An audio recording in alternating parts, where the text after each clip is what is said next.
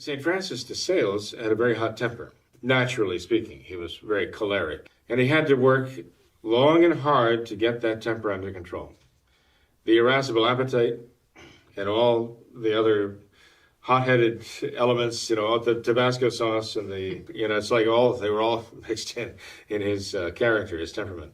But by the grace of God, and through the blessing of the growth of humility in his soul, inspired by his love for God, he was able to master that and gain that control.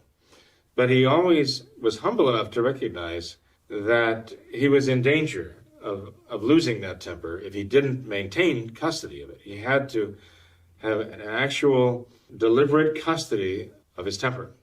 He feared letting it slip out of his grasp. A lot of humility in that to realize that he was never free of it. Okay, there are people who say, well, when do you stop being subject to these temptations of impurity or drunkenness or whatever? And then the answer is when you die. Okay, you have to fight this battle as long as you live, right?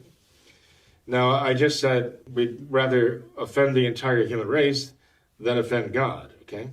Ideally, you don't want to offend either. St. Paul says that, give offense to no man, right? Be at peace with all insofar as is in you. So when I say what I just said earlier, I'm not saying, yes, go ahead and offend everybody.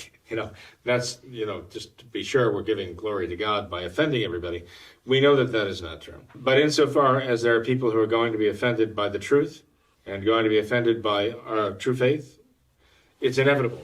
That's a choice they make. If they're going to be offended by the truth, by what is true, what is good, and what is beautiful, that's the choice they make in rejecting the grace of God. Our allegiance has to be to God himself.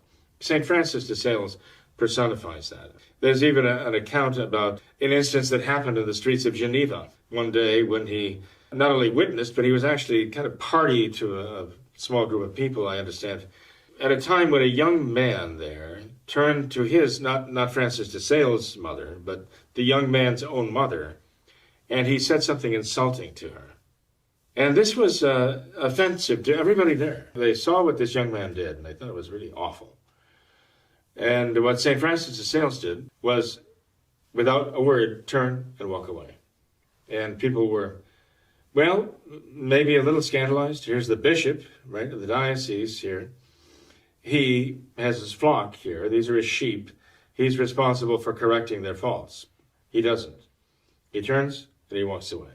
And afterwards, someone asked him, why did you simply walk away? You heard what that young man said to his own mother and how offensive it was. Shouldn't you have corrected him? St. Francis de Sales' answer was, yes, and I will. But at that moment, I was so angry at what that young man did, I knew that if I opened my mouth, I would lose in an instant what it's taken me 20 years to gain in terms of patience, right? So he said, I would not risk that, even that one instance, because he knew that surge of anger, and he knew that he had to stifle that. So he found that it was necessary to turn and walk away. And that took a tremendous amount of self-control to do that, okay? But people know that. I mean, especially the clerics among us know that. But yes, he was going to deal with that problem, but he knew that he was not capable of dealing with it then and there. Now, if it had been someone else, a more mild-mannered temperament that was standing there and heard this, he might have been able to deal with it immediately. But St. Francis' temperament kind of was an impediment that he had to overcome. And so he actually acquired the reputation of being the most perfect gentleman in all of Europe. But it didn't come naturally. It was the result of grace and cooperation with grace. So I guess that's the bottom line for all of us, isn't it? Cooperation with grace.